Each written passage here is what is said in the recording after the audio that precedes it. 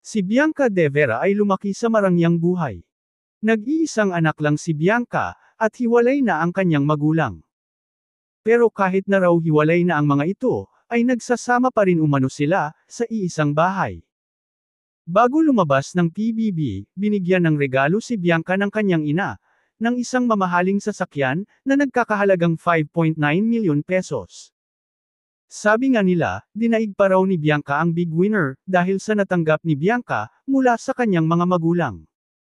Samantala, usap-usapan ngayon sa social media, ang cryptic post ng kapamilya young star na si Bianca De Vera, patungkol sa betrayal.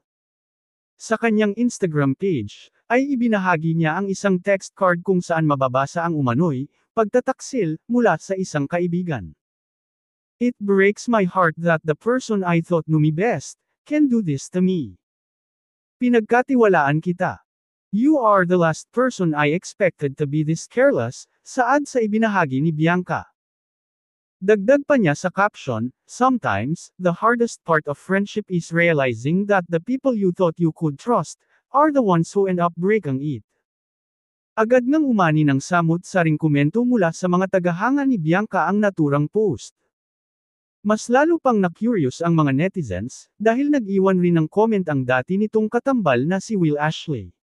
Biancs, you know I did nothing wrong. I was just trying to help. If you need proof, you'll see for yourself, mensahe ni Will kay Bianca.